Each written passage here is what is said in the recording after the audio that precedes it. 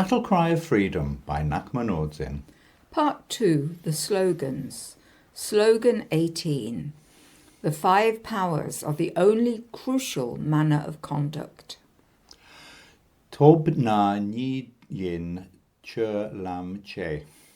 Confidence, energetic application, alertness, meditative attention, and intelligent discernment are all crucial for good riding. One evening I greeted an acquaintance from the livery yard and noticed that she had a cut on her forehead. I asked her what had happened. My livery colleague laughed and told me that she had been knocked off her horse by the overhanging branch on the Wenalt trail. All the riders knew about this branch and the need to duck down onto the horse's neck to go under it. Her horse had been quietly plodding down the trail, but because she was looking at her mobile phone, she did not notice that they had arrived at the low-hanging branch. Consequently, she'd been knocked to the ground over her horse's rump. The rider was confident and trusted the horse, but there was a lack of energetic engagement with riding, a lack of presence and attention. The low branch was not discerned. Instead, it was forgotten and overlooked. Riders must always be present and alert with the activity of riding and paying attention. If all 5 powers are applied, there is the potential for good riding. If it is mind training that is being ridden, there is the potential for awakening. Chandra says, there is no choice regarding the development of Sherab. Flashes of insight simply begin to occur. You find out. You understand who you are. You discover the stylistic patterns by which your perception is conditioned. You discover the texture and fabric of your concept consciousness, your projections, and your relationship with your world. This slogan stresses that the engagement with the 5 powers is crucial at all times and is the only manner in which practitioners should conduct themselves. These powers or strengths are the foundation of awakening intent and activity. Practitioners do not indulge in doubt in the teacher or the methods of practice. They are not lazy or slovenly in their approach to practice or with life circumstances. Practitioners do not take the easier and less demanding option that may disadvantage others. They are never satisfied with good enough or fail to fully engage with any activity. The riders of mind training never switch off, but always embrace responsibility for their own conduct and the responsibility to help others. The 5 powers apply to all areas of life, including sleeping and dreaming. When falling asleep, the psychophysical elements dissolve into emptiness and the dream body is born. The dreamer has dream personality and dream life circumstances. If the 5 powers are engaged, openness and kindness can be practiced. If they are not applied, dream activity may be deluded and move toward patterning and self-projection, just as in waking life.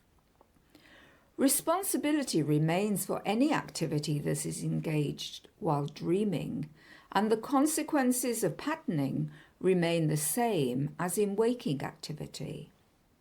Murderous intent in a dream carried through into activity in the dream will carry the same consequence of patterning as with waking intent and activity.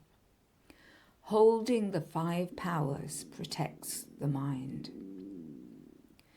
The process of falling into sleep is similar to falling into death. The psychophysical elements dissolve in the same way, but in death the dissolution is complete and the connection to the physical body is lost. The elements manifest not as a dream body, but as a bardo body. The bardo body experiences dreamlike phenomena until this also dissolves into emptiness, and the elements re-emerge to manifest as physicality in a new body. Just as in waking life and in dreaming, the 5 powers offer protection during bardo experience. There's a similarity between the experience of falling asleep, dreaming and waking up, and the process of dying, bardo and rebirth. It is extremely valuable, therefore, to gain experience of maintaining awareness through the process of falling asleep, dreaming and waking. This is excellent preparation for dying. Practitioners can also become accustomed to dying through simply observing the death of each moment, the death of an event or activity, the death of a thought. Judith Leaf says, we learn how to live by learning how to die. We learn how to die by learning how to live. Each informs the other. Kyabje Shimi Rigzin Rinpoche was an extraordinary example of the capacity to continue to be a powerful and inspiring presence right up to the time of his death. This was despite the health issues of his failing body, which were evident to all those around him. I was fortunate to be able to attend teachings with him just weeks before he died. A frail old Lama struggled onto the teaching throne, but an extraordinarily powerful being delivered the teachings. He displayed complete relaxation with his physical condition. Ngakma Rinpoche says, I have realized that power has got very little to do with power to, but rather power not to. It is not a question of supernormal abilities. It is a question of being prepared to die in the next moment, to be totally insignificant.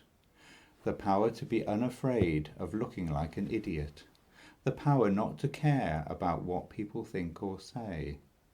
It is not a question of being physically, intellectually, or emotionally strong, but of being open to annihilation.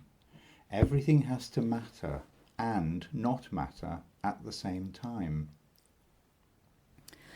Once there is power and firmness in the saddle of mind training, there need be no fear that awakening will cease. The 5 powers will not be lost in sickness or in health, in good times or in bad times, in the exuberance of youth, the failing physical capacity of old age, or even at death. Confidence and trust in mind training, alertness, meditative attention, and intelligent discernment enable awakening to be a potent possibility in every moment.